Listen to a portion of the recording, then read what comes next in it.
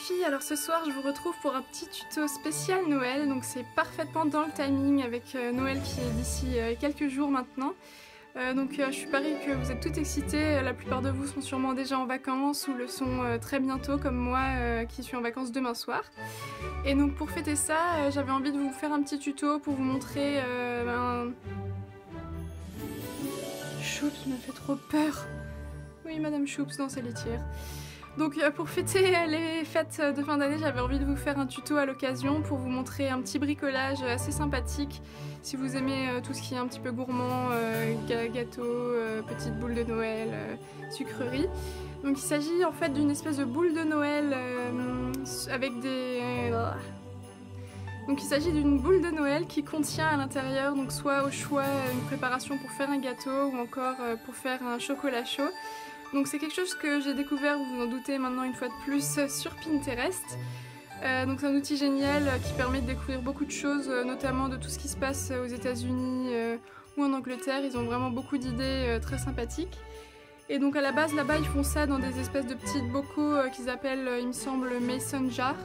Donc c'est des petits bocaux assez mignons dans lesquels ils font vraiment étage par étage les couches avec donc le cacao, les pépites, les chamallows, encore plein d'autres choses qu'on peut faire à sa guise et vraiment adapter au goût de la personne à qui on va l'offrir.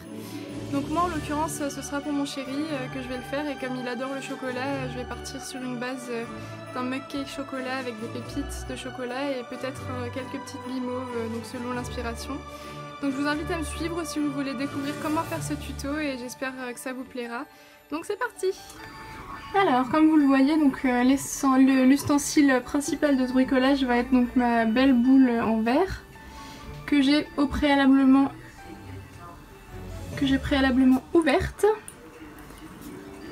Voilà.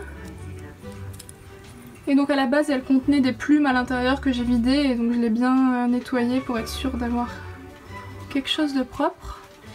Et donc quelques-uns des ingrédients que je pense mettre à l'intérieur de ma petite boule.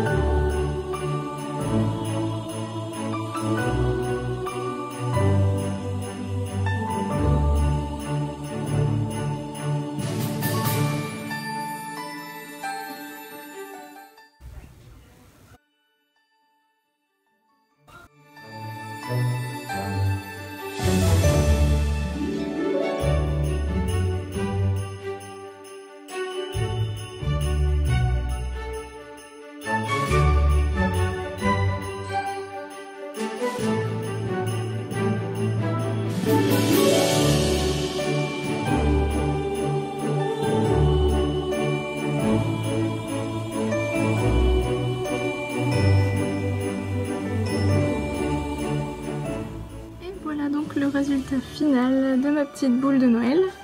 Donc j'ai rajouté dessus donc la recette forcément pour qu'on puisse bien utiliser ce qui est à l'intérieur.